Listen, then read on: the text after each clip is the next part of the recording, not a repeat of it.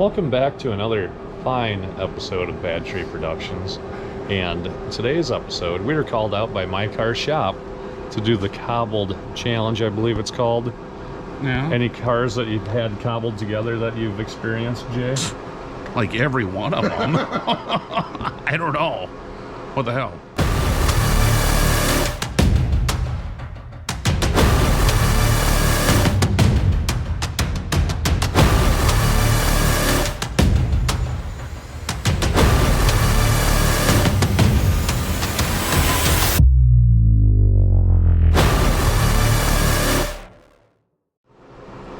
Let me think, all right? All right. Well, I can think of one right off the bat. One of yours? Yeah. I went down to Davenport, Iowa, and picked up that 1998 two-door black neon RT with a fiberglass AA Arcuda hood. The Scream on. Yeah. Picked that up for $600 and it needed Fuel pump. fuel pump. That was it. And it was out of time. Right. So we retimed it, fuel pump, and that car was assembled by none other but Mr. Finger Tight Jones himself. Every single bolt, nut, everything was loose on that car. Right. The clutch exploded. Yeah. And we went to take it apart, and all the bell housing bolts were just Screwed nothing. on there. Yeah. Like nothing. And we put a PT Cruiser, Yep. something. PT. Performance. PT Cruiser clutch. The same part number as the Mopar Performance clutch.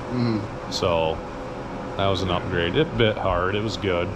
The car was fun, but you had to go through it and tighten everything. Right. I remember that. Yeah, it was a nice car. Then I sold it to my buddy Zach Kellogg down in Dubuque.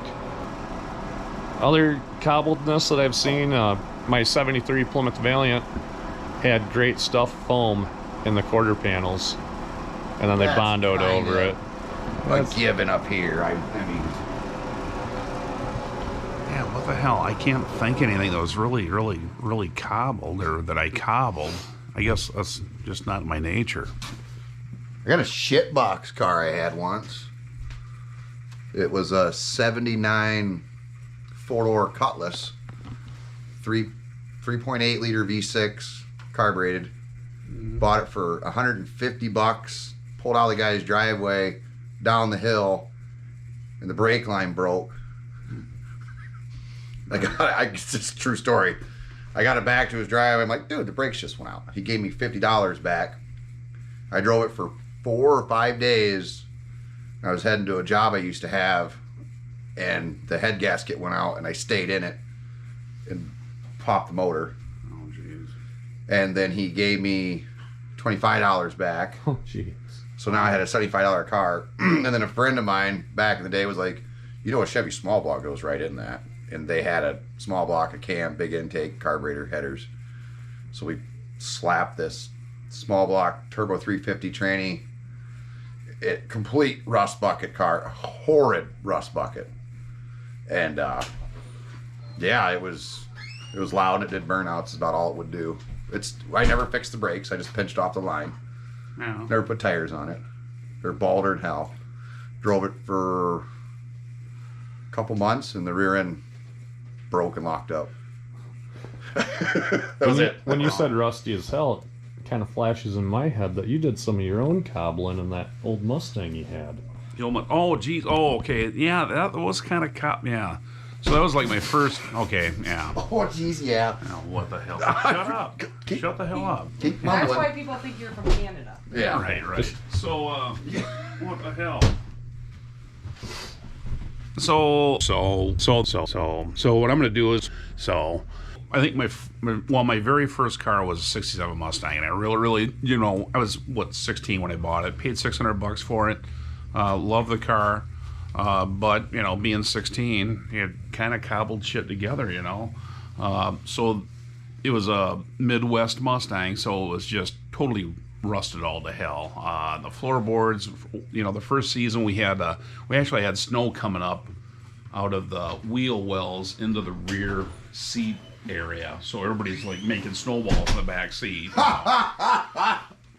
So the next year we decided to bulletproof the Mustang. So my brother had a collection of signs in our bedroom, and they were like, stop sign, no passing zone, that kind of stuff that decorated your room. Slow children at play.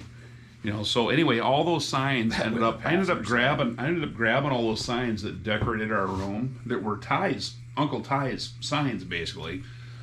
My brother's, Blake's uncle. But anyway. Blake Sean. Anyway, so we pop riveted all this shit to, some good metal that would grab or whatever, and hammered everything into place.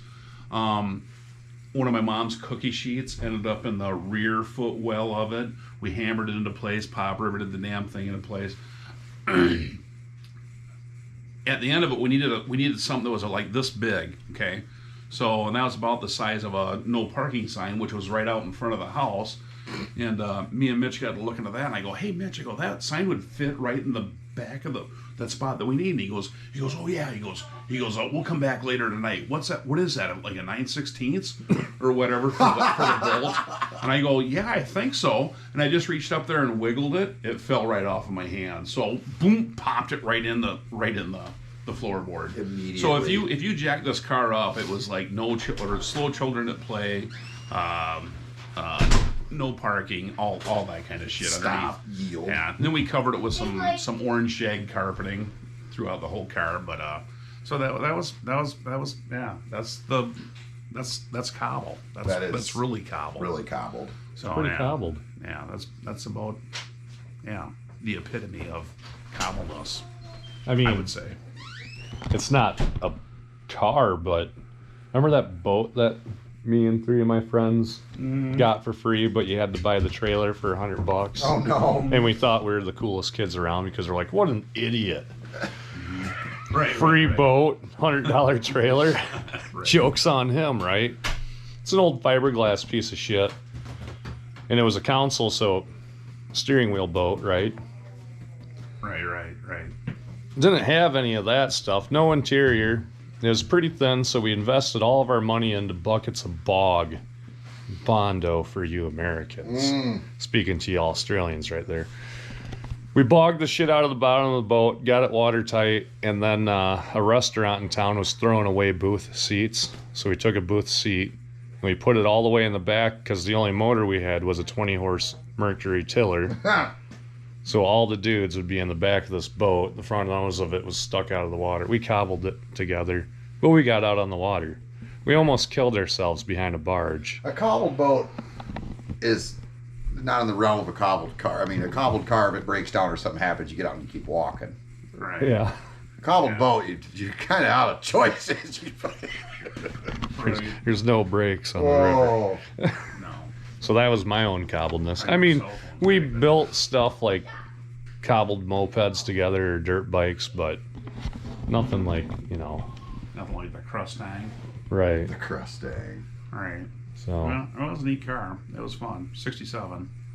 289. What the hell? I threw a friend had a 4-barrel intake with a 4-barrel carb on it. That didn't do a damn thing. Was it an automatic car? It was automatic, yeah, like an FMX, I think, automatic, I think. Put Cyclone headers on it that we bought over at CarQuest for $69. geez. Put them on it. Quarter panel, threw a quarter panel on it. That was about the same damn money, $69. And we brazed that on. Yeah, the whole damn thing. You brazed it on? Yeah, we brazed it on. Over top the old So one? you have bodywork experience, huh? And that was not that good. That was That was just you being young saying, let's do it. yeah, let's do it. And it was cobbled. Yeah, it was terrible. That Cutlass, I remember shortly after I got it. It was a reddish, brownish, rustish colored car, anyways. But I was like, I'm gonna wash it, and those Cutlasses had that like just a flat, like a C channel looking chrome bumper across the back, and then it had square taillights with plastic chrome dividers, to break them up into 3 lenses. And then the car wash, and I come across the back of it, and I washed the bumper down the drain. Oh, Oh, no. really? It was just the chrome The chrome was left. Holding all the mineral together yet? Yeah, it would look like a solid, complete bumper, and I went by with the power washer, and it was like just the 2 bumper brackets and the edge of the C channel washed down the drain. We had a car wash over in Prairie. You guys probably don't remember this, but it was a standard station on the corner of Marquette and Black Hawk. Okay. So I don't know what's there now, but it was a standard station. It actually had one of those car washes that had the brushes. Oh yeah. You went through. So it was basically you go there, fill up your tank, and filling up a tank back then that was a struggle in itself, filling up your tank. But if you filled up your tank there, you have free car wash. So I went over there, filled up the Mustang, okay? And I go, so I filled up my Mustang, but so I want the free car wash. They go, yeah, you can't run that through. It'll rip the quarter panels off it. And I'm like, what motherfucker?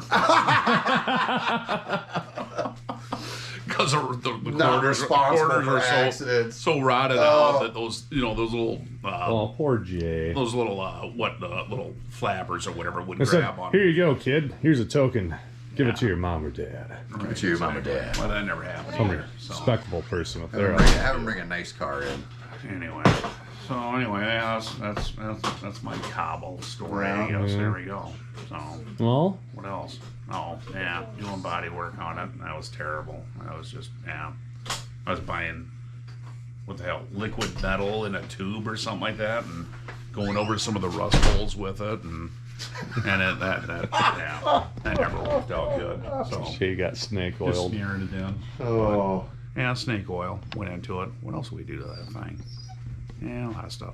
I mean, it ran pretty decent, but it didn't run good and hard, with a 4-rail carb on it. And so then your next vehicle after that was what? 68 Barracuda. It was a 340 Formula S car. Then your eyes and that were was, oh, absolutely. That was twice the car. It was a real car. That was a real car. I mean, that thing, it was a mind blower how quick it was.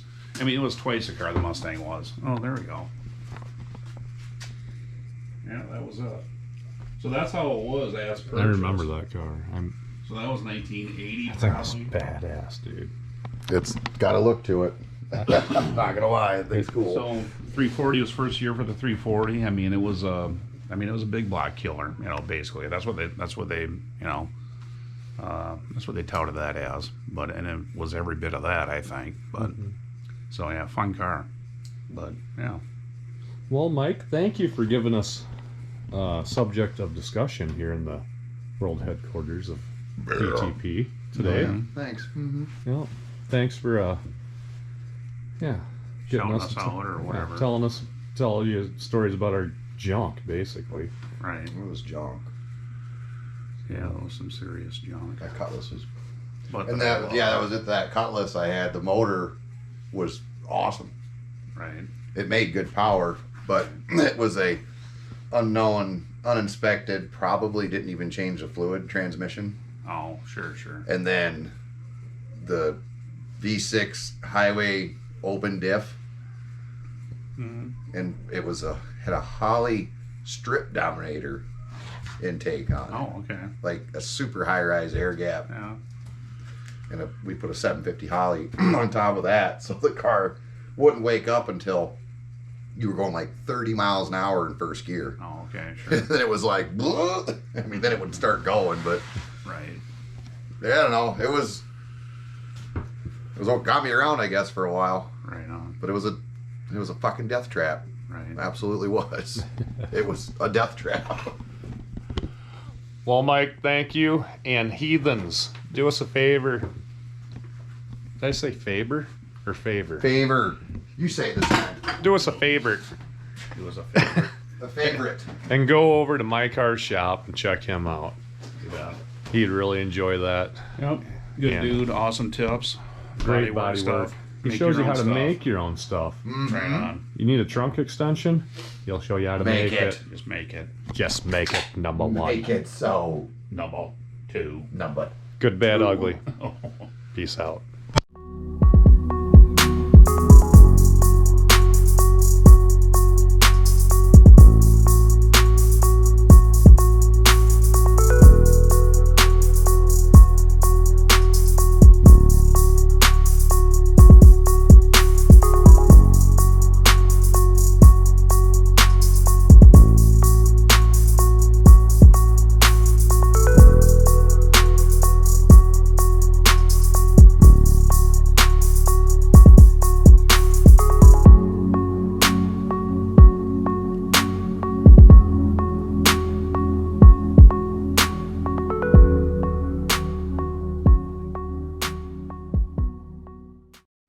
looked over and I seen I had some acetone, so You seen what?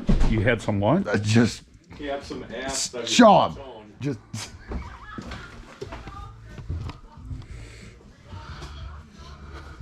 Are you making another episode, Jay? Shake well. Doing.